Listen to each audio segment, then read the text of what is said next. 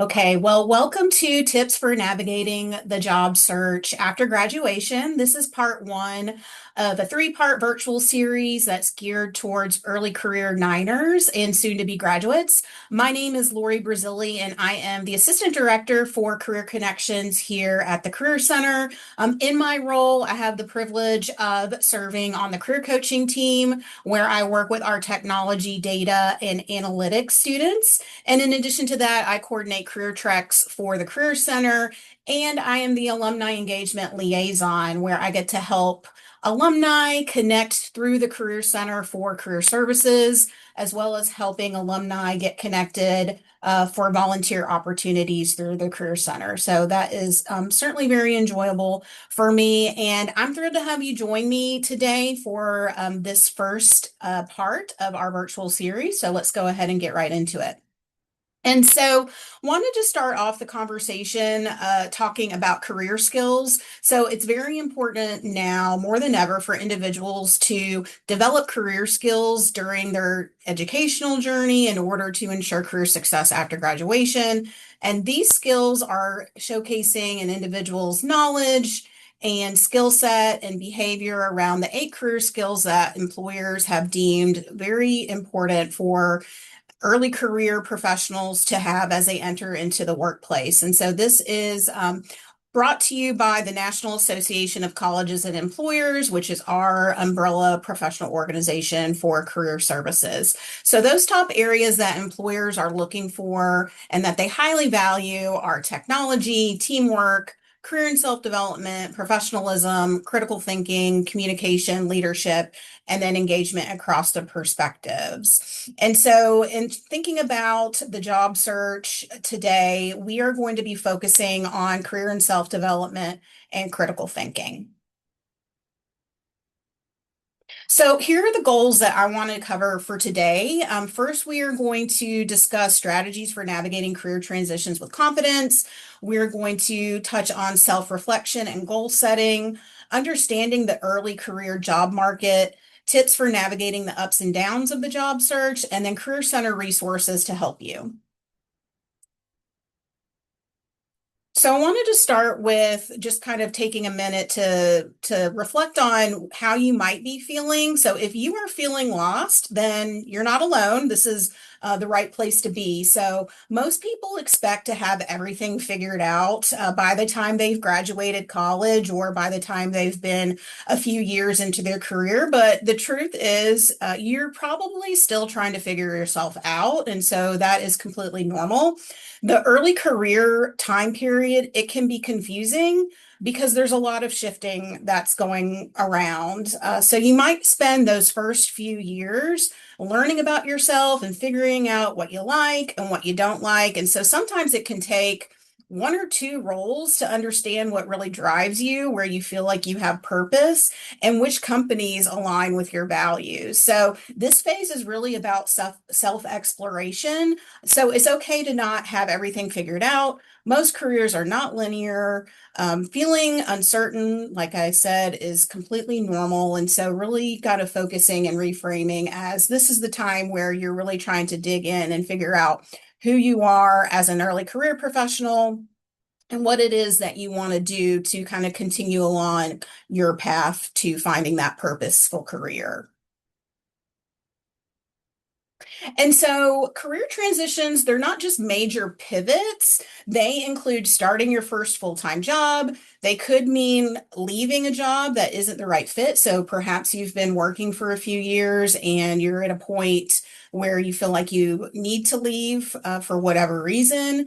Or you might be rethinking your direction. You might want to pivot into a completely different industry or role. Or perhaps you took a gap year or a pause. And so now you're re-entering the job market. So think of this period as really a time to experiment, not necessarily feeling like you're a failure, and use it as an opportunity to take small, intentional steps to get you closer to your goal. And so it's really important that you assess and reflect. So taking time to do that self-reflection, that introspection before you can move forward, you really need to kind of do this step, which I think sometimes people forget to do, and they just want to dive right in because they might be feeling anxious, or nervous. And so they want to start, as quickly as they can. But figure out focusing on what is working in your current situation, maybe what's not working. What skills and experience do you already have that you'll be able to bring with you into your next role or into your next career? Identify what may be feeling frustrating for you or what you might feel unclear on.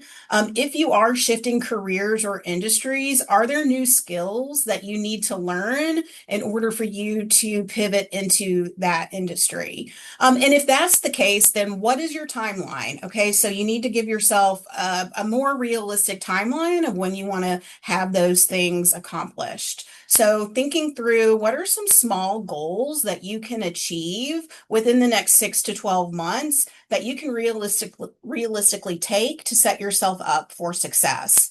And then what are those supports and strategies that you need to help get you there? So not only having this goal setting, but also figuring out the action plan and what you need in order to get there. So the more self-awareness you have about where you are in your transition and what you need, then you can start really moving forward in that process of being intentional about navigating your transition with success. And so the framework that I really like to use when I'm talking about goal setting is SMART goals. Okay. And so many of you probably have heard of SMART framework, but you don't necessarily need to know what your dream job is or what your long-term goal is today. Just focus on setting those small, intentional, actionable goals that can help get you there. So SMART stands for specific, measurable, attainable, relevant, and timely. So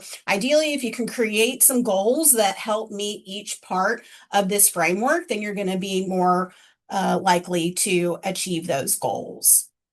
And again, thinking through what are the strategies and supports that you need to get there? Who do you have in your corner that can be a support? What are the resources that you have available to you? Remember that your career goals can and should be flexible. And so, especially at this stage where there's a lot of transition going on, you're still trying to identify, who you are as an early career professional. It's important to make sure that you have that awareness, that flexibility is key. And so again, you don't have to feel like you need every single answer defined right now. So again, thinking about setting these small, short-term goals to kind of help you with those action items.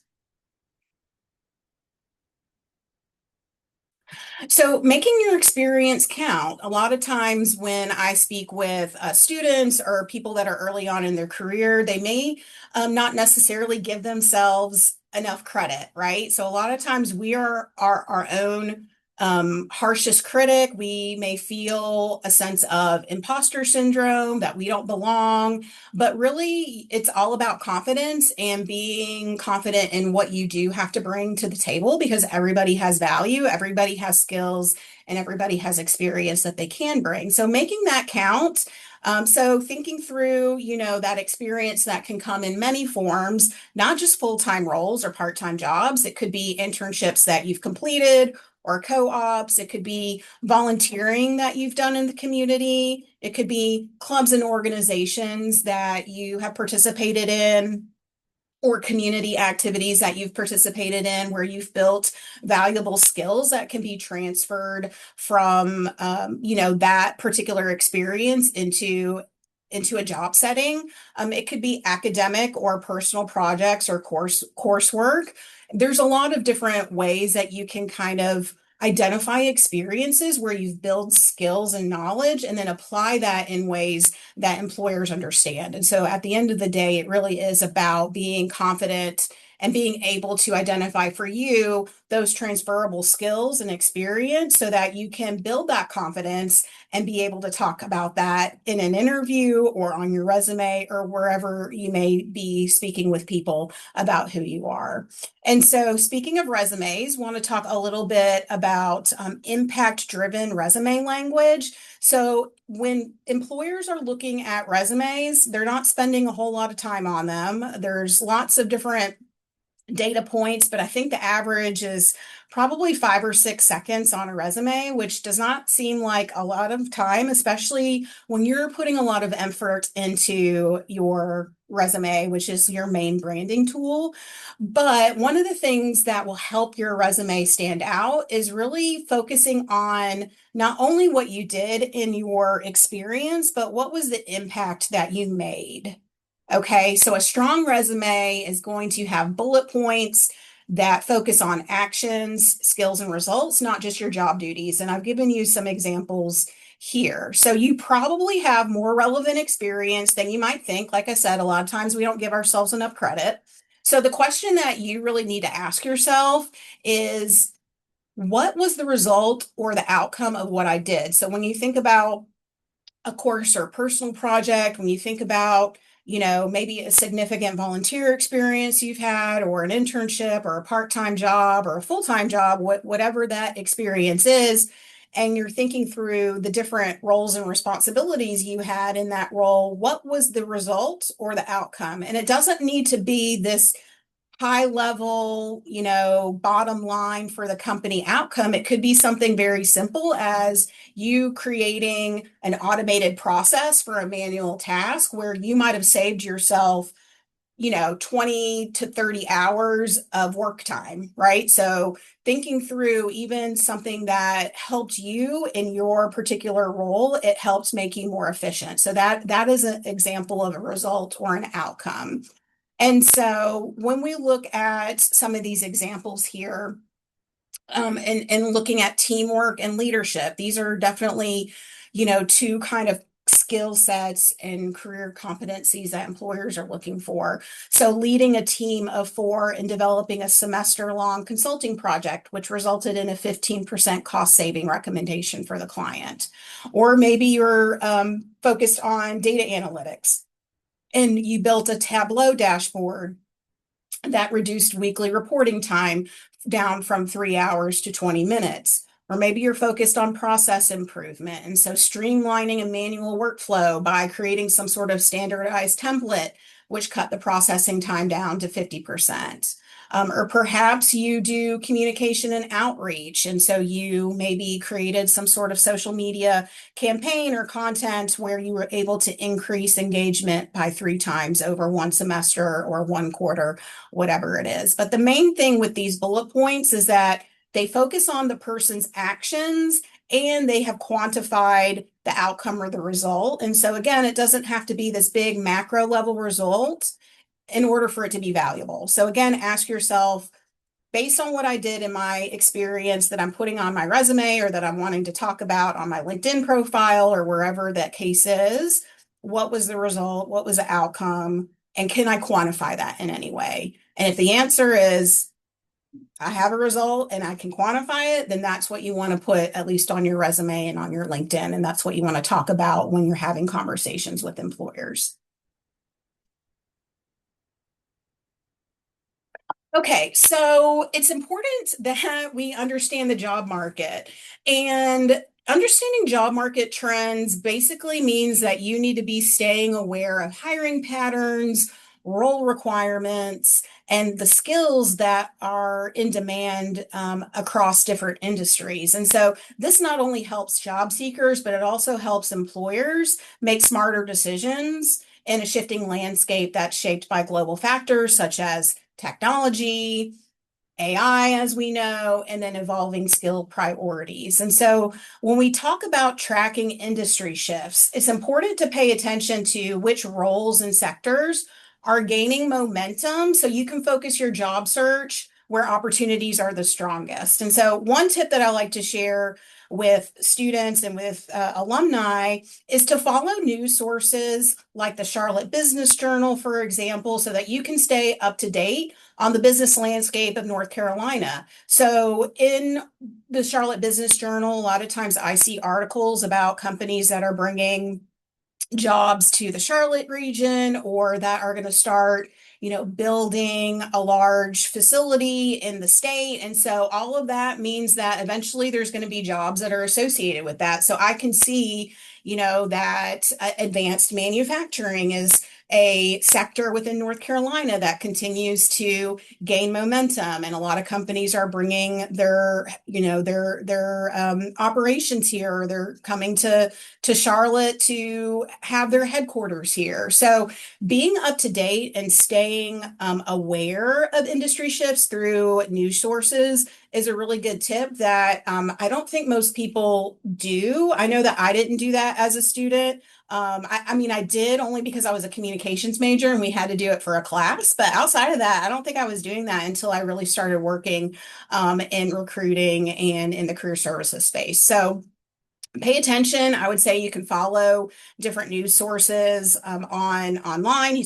can subscribe to news letters for free. Find them on LinkedIn. Follow them. Follow people that talk about economic development or workforce development in North Carolina or South Carolina, wherever it is that you're located, so that you can understand what are the industries that are really booming, and where might you be able to fit in with your skill set and your interest within those industries. And then it's important that you continue to update your skills. So this is something that never stops. So once you graduate, you're not stopping that learning process. And this is something that's really important to employers that I consistently hear over and over again, but you regularly want to refresh your skills in order to stay competitive as employers are looking for, the ability to match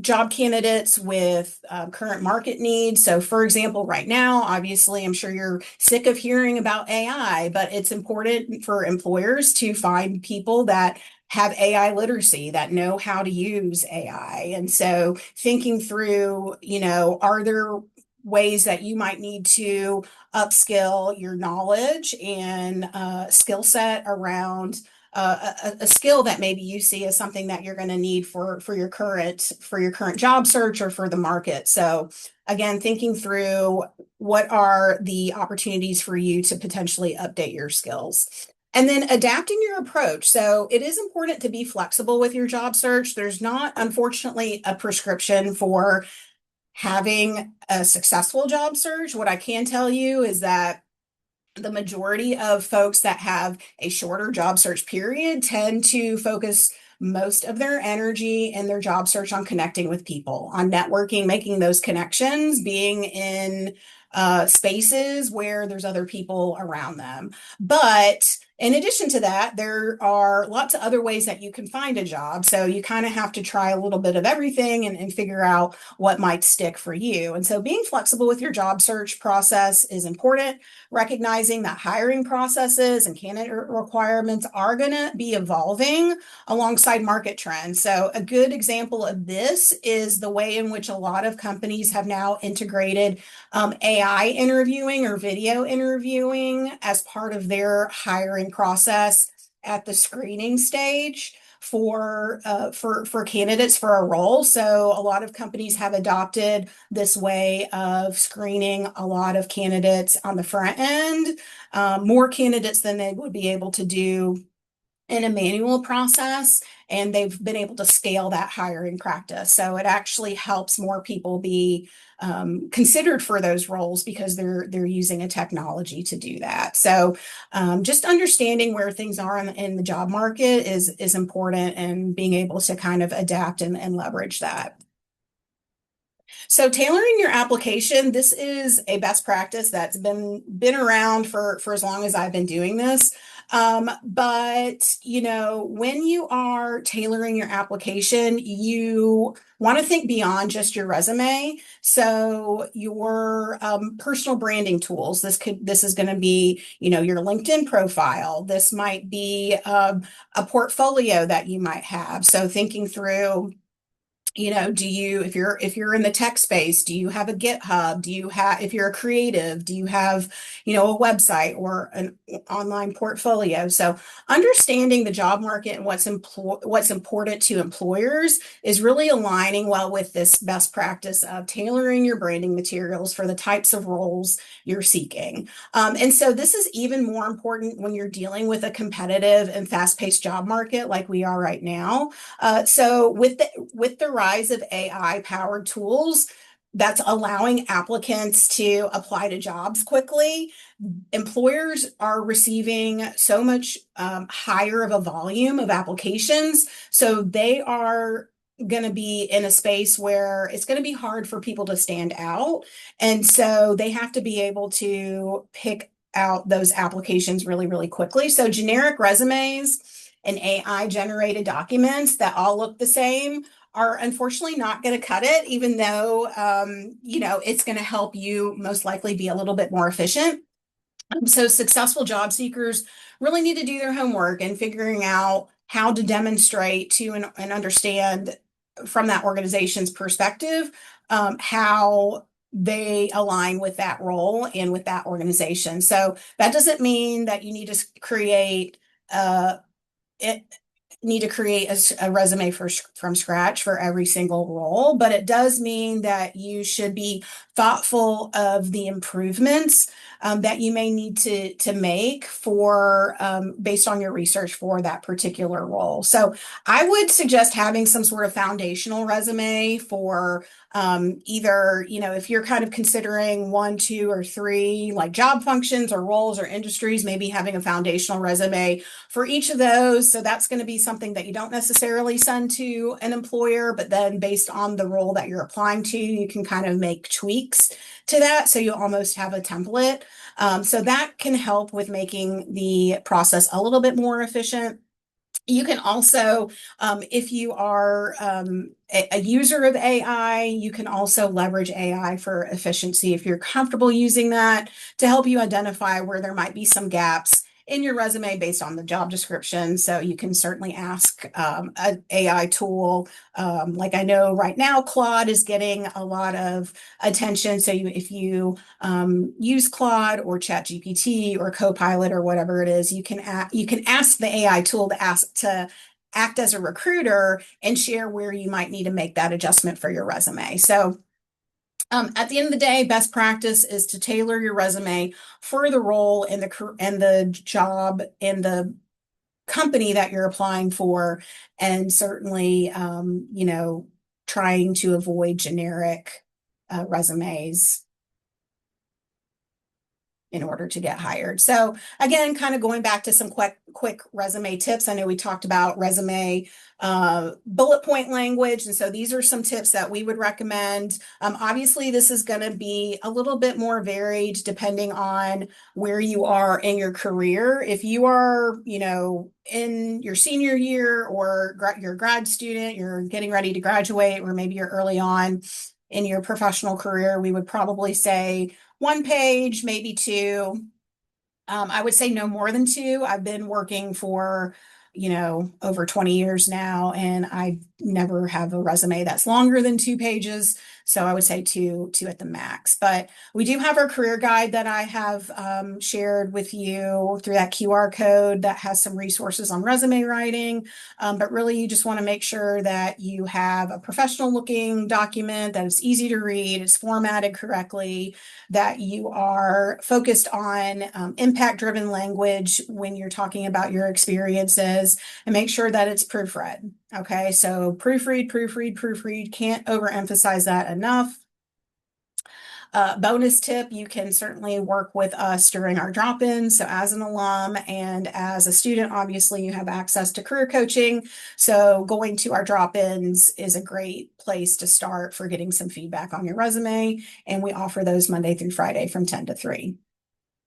So thinking about these elements that I've presented along with the impact-driven language, this is really going to help kind of showcase your impact in a clear, concise, high quality format that's suitable for competitive roles. So wanted to shift a little bit now to networking. Okay, so when we talk about networking, we're talking about making connections with people. So networking doesn't mean asking strangers for a job, or it shouldn't mean that, even though I think there can be some negative connotations or stereotypes when it comes to networking, but it's more about connecting with people. I like to define networking as building professional friends. It's about having conversations, it's about being naturally curious, it's about learning from each other and building those connections over time. So think of it in terms of a long-term process. Okay. So we are so focused on that instant gratification. This is not going to be a scenario where you're going to necessarily see that instant gratification. So just because you go to a networking event or you do an informational interview or you reach out to somebody on LinkedIn, that is not in turn going to automatically kind of end up in a position where you have an interview automatically. But being intentional, really building that relationship over time can certainly help get you on that way. So alumni are such great resources for connecting. So for the alumni that aren't on the call, feel free to connect with other alumni from Charlotte. And for our students that are on the call, obviously, connecting with alumni is a great starting point too. But our alumni often have, those insights and advice to share, especially because they want to give back to the Charlotte community. So LinkedIn has a fabulous tool where you can actually identify alumni based on a search that you run. So if you go to the UNC Charlotte school page, and I can show this to you after we get through the slides if you are curious. But what you can do is you can go do a keyword search for alumni on the UNC Charlotte school page. That keyword search could be a company name, it could be a job title name, it could be a skill. And then from there, you can kind of filter the different profiles based on what they studied, where they live, what they're skilled at, your connection to them. So this can be a really quick way to figure out, are there people in my alumni network that maybe I could potentially reach out to and ask if they would be willing to do a career conversation with me? So this would be like a one-on-one where you're having a 20-30 minute conversation with an alum, whether that's on the phone or Zoom or in person, and you're kind of asking them questions about their career path, what they do, kind of what a day in the life looks like. A lot of times these conversations can open up opportunities for you to learn about more insight into that particular organization or that industry. That's where a lot of times people find information about job opportunities, even though that's not necessarily the main goal. But these career conversations can be a good step in kind of helping you with making those connections and starting that networking relationship. And so the idea here is to focus quality over quantity and really reach out to people that you genuinely want to connect with. You think that there is a good alignment based on what they do or where they work or whatever the case may be. You can also, just add them to your LinkedIn network. Once they accept that request, then you'll be able to direct message them and ask them if they would be willing to do that 20 to 30 minute career conversation with you. So again, coming from a place of natural curiosity is really important, and understanding based on that individual story, right? And so that's typically an easy ask. So most people like to talk about themselves and like to, again, help other people, especially when you're talking about an alumni community, and specifically UNC Charlotte alumni are so good about wanting to give back. So building those strong professional networks require that intentional outreach and consistent engagement across multiple channels. So that's not only just online, but you should also consider leveraging, attending industry events, community events, whether that's on campus or off campus. So as an alum, you do have access to Career Center events, including career fairs and some of our smaller engagements with employers and other alumni. But you might also have networks that you're connected to, whether that's through, some sort of religious affiliation or other sort of group. If you're in a sorority and fraternity, maybe you have a connection through there. If you are a veteran, you might be connected to a veterans network, or any sort of like volunteer group that maybe you're a part of. These are all existing networks that you have where you can meet people or engage with people and then continue to just put yourself out there and tell everybody that you know that you're looking for a job and what you're all about. Those can be great opportunities for you to tap in to your existing network, because you never know what kind of information the person that you're talking to has to offer up to you that could help you, and vice versa. Okay, so looking at it from a two-way street, not only are you looking for, that support, but you might also have that support and that knowledge to be able to offer another person. So it's definitely a mutual beneficial relationship. And then engage and be active on social media, especially on LinkedIn. This is such a great way to get noticed, but this helps you with building your brand and helping people understand what it is that's important to you, what you're all about. So I know not everybody does social media, but I do strongly believe at a minimum, having a LinkedIn presence is super important, especially from a recruiter perspective, because recruiters, even though they have hundreds and hundreds of resumes coming into their applicant tracking system, they're also out there looking for people on LinkedIn for their roles. So it's important that you have that presence. And so together, these habits can really create a sustainable relationship-driven approach to career exploration and opportunities. So I think staying motivated is something that is important to consider during this process. And it certainly can definitely be hard. I think, building routines into your process that protect your energy and keep you moving forward are really important, even when progress feels slow. So yes, I'm talking about protecting your energy, practicing self-care, focusing on those small, consistent actions like setting a weekly SMART goal for what you want to achieve or a daily SMART goal, and celebrating those small wins. So no win is too small to celebrate. It may be you learned about a company that you'd never heard of before and it seemed like really interesting, or you found a job opportunity that you want to, apply to, or you were able to learn a new skill that is going to help propel you moving forward. So celebrate those small wins and stay connected to people that support you, okay, and that you support, right? Again, it's a mutual beneficial process, but that could be, making sure that you are resting and that you are connecting with people outside of doing this whole job search thing. So it's important to have structure, to be consistent, to have a process, but you need to be able to take breaks because this is a long game. Okay. Like I said, this whole process of finding a job and just kind of going through that transition is not going to happen overnight. And so being able to stay motivated and moving forward it can sometimes be difficult. So I think that's focusing on what you can control versus what you can't control. So treating it like a marathon rather than a sprint makes it easier for you to stay resilient and confident throughout the process. And again, this is what it is. It is a process. So I think that's also important to note is that the job search is a process and it's not necessarily a reflection of your worth. Okay. And I think it's hard sometimes for us to get out of that negative self-talk. So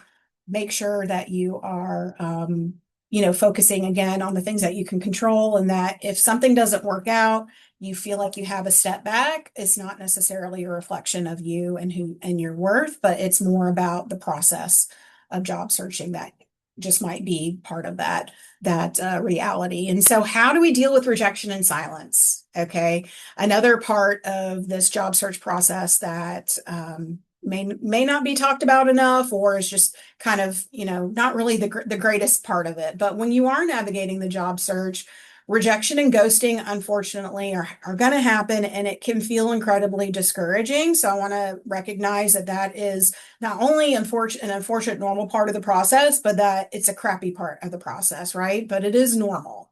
And so one of the most important things for you to remember is that, again, these outcomes, most time, they usually are a reflection of the timing or organizational fit. Again, not about your value potential. So keeping that in mind. So what you can do to kind of continue to navigate this is keep your pipeline consistent to reduce the weight of just focusing on a single role. So sometimes we find that role, we're super excited about it, we get an interview, and then we stop applying. You never want to stop putting those feelers out until you have, signed a document that said, I'm accepting this job and I'm starting on this date, at this salary. So keep your pipeline consistent. Never stop job searching until you have that job offer in hand and you have accepted it. It's in writing, that sort of thing. So set boundaries on your follow-up communication as well. So understanding that, okay, what is it going to look like for me to follow up with a recruiter or to follow up on my application? Setting boundaries along how much and how often you're going to communicate. So, I would say no more than two follow-ups, whether that's two emails, an email and a phone call. It really may just depend on the context of who you're wanting to follow up on, but you want to set boundaries and you just need to know when to let something go. Okay. And just move on. Again, going back to who is your support system? How can you lean on them to stay encouraged? Making sure that you're tracking your progress. So I definitely recommend, if you're especially a highly organized person, to keep some sort of like maybe Google Sheet or some sort of organizational method so that you can keep track of where you're applying, when you apply to that role, who might in that company that is a possible connection. When was the last time you heard from them? What's the outcome? Kind of keeping track of that. And again, being able to see those patterns of, okay, I see I'm able to, get that first round interview. I've received, 9 interviews in the last 3 months, but I'm not getting past that initial round or whatever. Maybe I'm getting to the last round, but I'm not getting that actual offer. That at least can help you identify what's working and then maybe what you might need to work on in order to make that outcome a different outcome. So especially when things are feeling slow, because again, this is a process and it's going to ebb and flow, tracking your process and really looking at those patterns can be helpful. So these habits are a great way to help you feel grounded, help you stay resilient, and then ready for your next opportunity.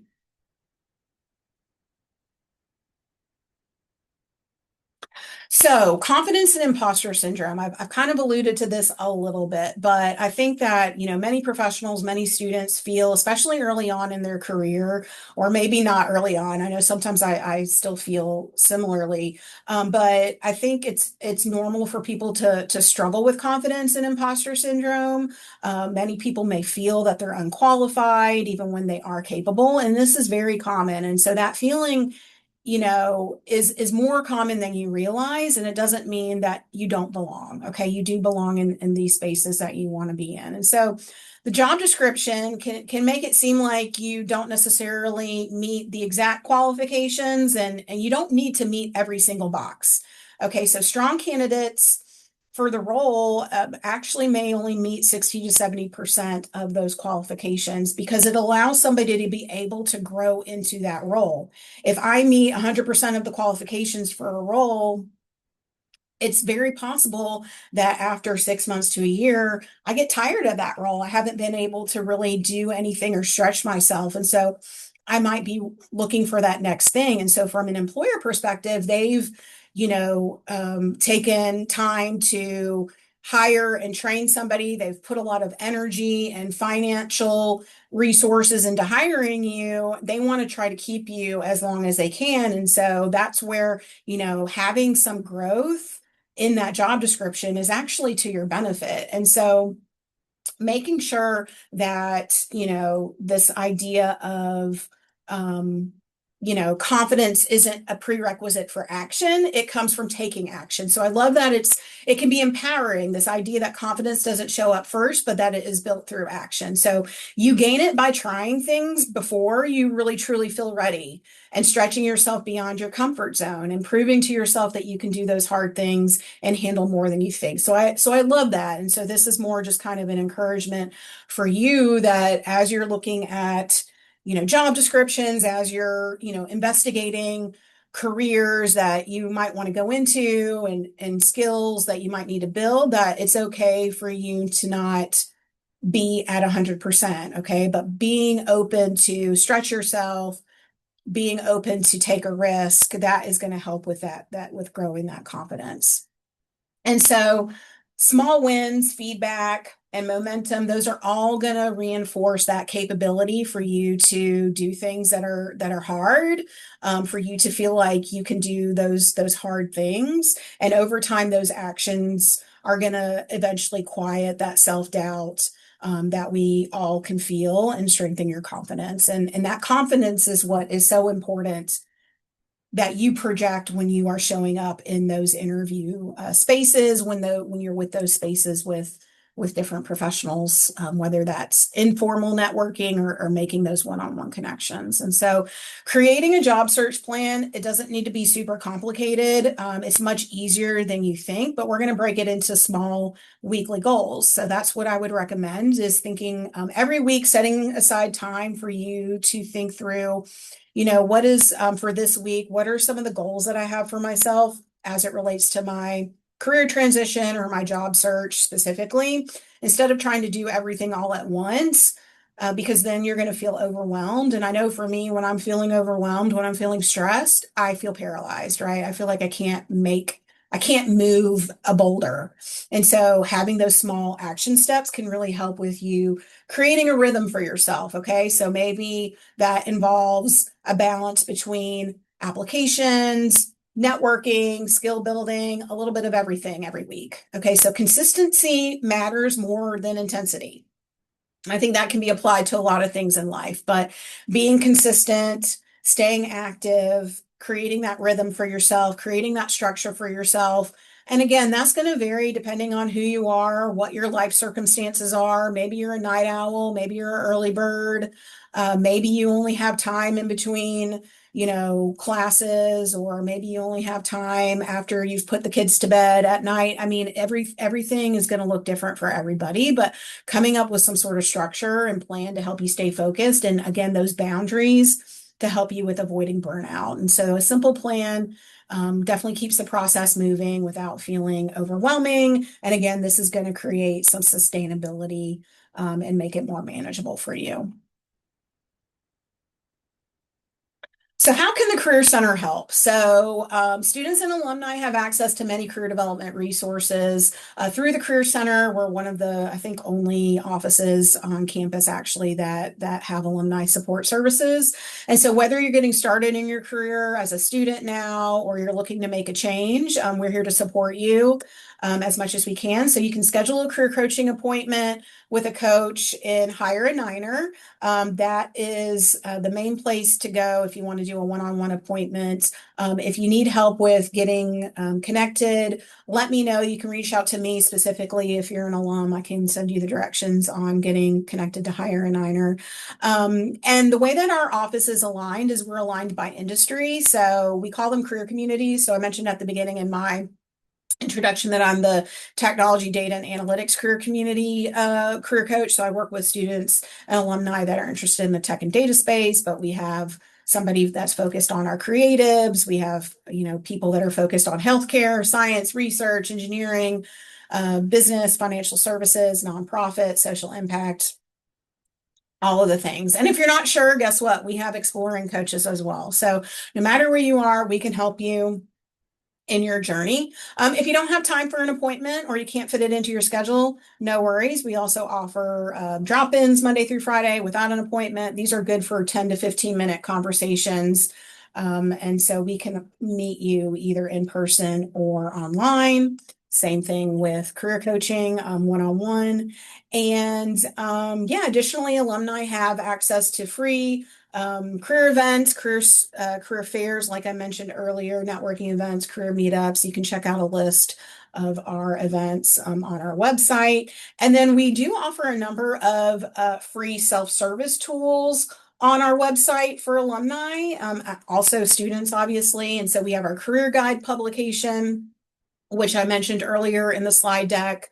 We have a professional photo booth, which is an in-person resource, but if you need to update your professional photo or you don't have a photo and you want one for your LinkedIn profile, then you can come use our photo booth for free in our office. We have our Hire a Niner job posting platform. We have Big Interview, which is an interview prep platform that incorporates AI feedback. We have our Pathway U career assessment tool and platform for anybody that feels like they need kind of a very beginning starting point to figure out what their interests are. And then we also have our Vault Firsthand platform, which will help people with doing industry and career research. And so how do you get connected to us? Well, career.charlotte.edu. You probably already know this. We are located in the Atkins Annex, which is beside Atkins Library. And we're also on social media with the handle at Charlotte Career Center. So be sure to follow us there because we definitely post lots of content there. And yeah, so like I said, we would love to support you. So with that, I want to thank you for being here, and we will take questions now. If you have any questions, feel free to put those in the chat.